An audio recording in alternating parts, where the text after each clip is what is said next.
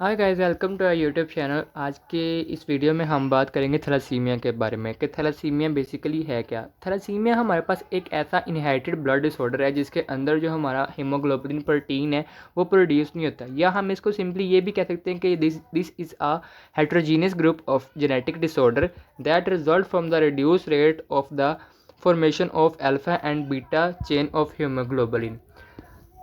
Let's see some of its characteristics. Thalassemia is divided into two kinds, alpha thalassemia and beta thalassemia. Alpha thalassemia is about the retardation in the alpha chain कि alpha chain के अंदर अगर हमारे पास कोई किसी भी किस्म की म्यूटेशन आती है या हमारे पास कोई भी जीन डिलीशन होती है तो उसकी वजह से जो थैलासीमिया बनेगा वो उसको हम अल्फ़ा थैलासीमिया कहते हैं। अल्फ़ा चेन को जो बनाने के लिए हमारे पास 4 जीन्स प्रेजेंट होते हैं। जो 4 जीन्स जो हैं ये 2 पेयर्स ऑफ अल्फ़ा चेन्स बनाते हैं। मिसाल के तौर पे या फिर हम ये कह सकते हैं कि 2 पेयर ऑफ जीन्स जो हैं हमारे 2 अल्फ़ा चेन्स को बनाते हैं। और अल्फ़ा चेन्स को बनाने के लिए जो जीन्स हैं ये हमारे पास क्रोमोसोम नंबर 16 के ऊपर प्रेजेंट होते हैं। उसके दूसरे बरअक्स जो हमारे पास बीटा थैलेसीमिया है ये हमारे पास बीटा चेन के अंदर किसी भी किस्म के रिटार्डेशन की वजह से आने वाले थैलेसीमिया बनने को हम बीटा चेन थैलेसीमिया कहते हैं। हमारी बॉडी के पास 2 ही जीन हैं जो कि बीटा चेन्स बनाते हैं, और 2 जीन हैं और 2 ही बीटा चेन हैं। इसका मतलब कि एक जीन जो है वो एक बीटा चेन को बनाएगा और दूसरा जीन जो है वो दूसरी बीटा चेन जो हीमोग्लोबिन की है उसको बनाएगा। और इसको बनाने के लिए जो हमारे पास जीन्स रिक्वायर्ड हैं ये वो हमारे पास क्रोमोसोम नंबर 11 के ऊपर प्रेजेंट होते हैं।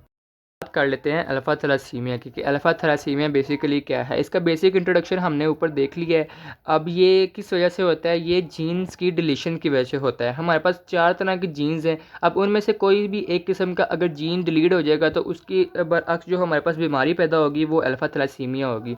अब इसको इन्हीं 4 जीन्स की डिलीशन के बेसिस के ऊपर इसको 4 किस्म के अंदर डिवाइड किया गया है, जिसमें से सबसे पहली जो है वो साइलेंट कैरियर स्टेट है, दूसरी जो है वो अल्फ़ा थैलेसीमिया ट्रेट है, तीसरी जो है हमारे पास हीमोग्लोबिन एच डिजीज़ है, and the fourth one is hydrops fetalis. सबसे पहले बात कर लेते हैं जो हमारे पास है number 1 silent carrier state. Silent carrier state के अंदर क्या होता है कि हमारे पास 4 जीन्स उनमें से सिर्फ एक जीन जो है ना वो हमारे पास डिलीट हो जाता है किसी भी म्यूटेशन की वजह से या किसी भी कंडीशन की वजह से। तो ये बेसिकली ये मोस्टली जो है ना एसिम्टोमेटिक होती है कि इसके कोई भी सिम्टम हमें ज़ाहिर नहीं होते, and we can only detect this by DNA analysis and we do not have any some specific test for its detection. ये जो है हम सिर्फ डीएनए एनालिसिस के थ्रू ही डिटेक्ट कर सकते हैं कि हमारे अंदर silent carrier state of alpha thalassemia grow कर रहा है या नहीं।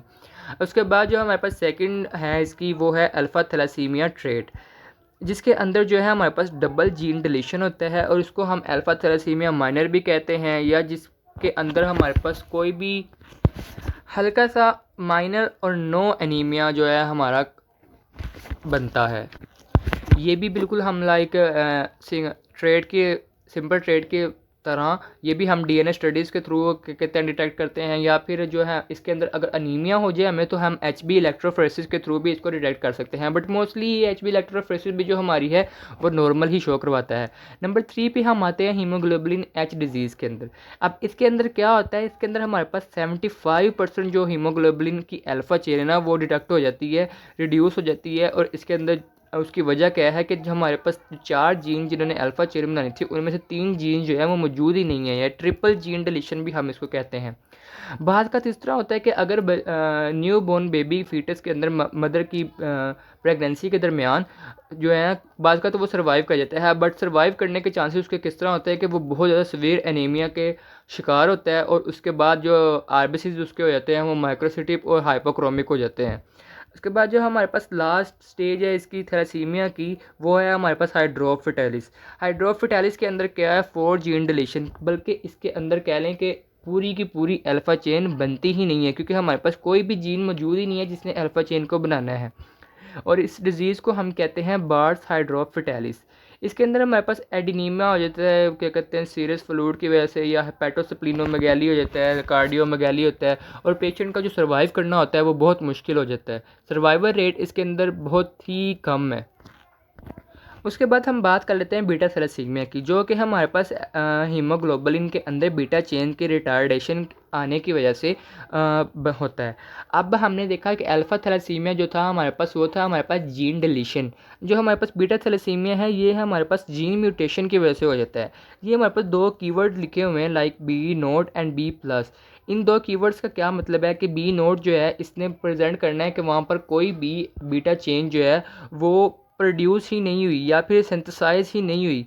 अब बी प्लस जो है, इसने क्या कर इससे हमें ज़ाहिर होता है कि वहाँ पर थोड़ी सी या छोटी सी मिनिमम सेंसिटिव हुई है बीटा चेन की। अब हम इसकी टाइप्स देख लेते हैं बीटा थैलेसीमिया की। बीटा थैलेसीमिया मेजर जो है, ये मोस्ट कॉमन है और इसके अंदर क्या होता है कि complete absence of beta chain होती है, या फिर हम इसको बी नोट भी कहा जा सकता है। और ये ट्रांसफ्यूजन डिपेंडेंट एनीमिया काज करता है, जो कि एक होमोजाइगस डिसऑर्डर है। अगर हम इसकी क्लिनिकल कंडीशंस के बारे में देखें तो इसके अंदर जो है ना, हमारे पास आरबीसीज की कमी हो जाएगी और आयरन ओवरलोड हो जाएगा। आई think say 250 milligram iron present in 500 ml of blood bag. To treat it, इसको ट्रीट करने के लिए हम आयरन चेलेशन या इनएक्टिव फॉर्म के अंदर जो थेरेपी करते हैं, उससे क्या है, आयरन ओवरलोड को हम कम करते हैं। जो हमारे पास आयरन चेलेशन के लिए ड्रग्स यूज होती हैं, वो हैं हमारे पास डिफोसिरोक्स एंड डेफ्रिप्रोन।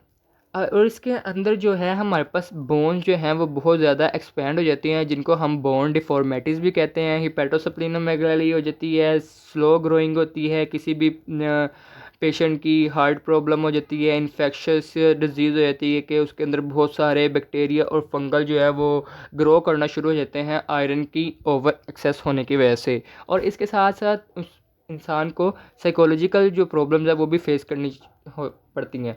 और जिसका ये ट्रीटमेंट है, ट्रीटमेंट इसका अब तक कोई ख़ास अवेलेबल नहीं है, बट यही है कि आपको ट्रांसफ्यूजन डिपेंडेंट होना पड़ता है कि वक्त थोड़े थोड़े अरसे बाद आपको ट्रांसफ्यूजन की रिक्वायरमेंट अवेलेबल होनी चाहिए। उसके बाद हम बात करते हैं बीटा थैलेसीमिया माइनर के ऊपर। बीटा थैलेसीमिया माइनर जो है, इसके अंदर क्या है, इसके अंदर पार्शियल जो है ना बी प्लस, जो हमने पहले बात की थी कि मिनिमम सेंसिस होती है बीटा चेन के और ये एक हेट्रोजाइगस डिसऑर्डर है, जिसके अंदर हमारे पास एक माइल्ड एनीमिया होता है। और अगर HbA2 इसके अंदर हमारे पास रेस करती है तो हमें कंफर्म हो जाता है कि हम बीटा थैलेसीमिया माइनर ही को डील कर रहे हैं। इसकी क्लिनिकल फाइंडिंग बिल्कुल सिंपल सी है कि माइक्रोसिटिक हाइपोक्रोमिक एनीमिया होगा। इसका ट्रीटमेंट यही है कि रेगुलर ट्रांसफ्यूजन इसका भी लाइक जैसे बीटा थैलेसीमिया मेजर का था, वैसे ही इसका भी रेगुलर ट्रांसफ्यूजन हमें रिक्वायर्ड होती है।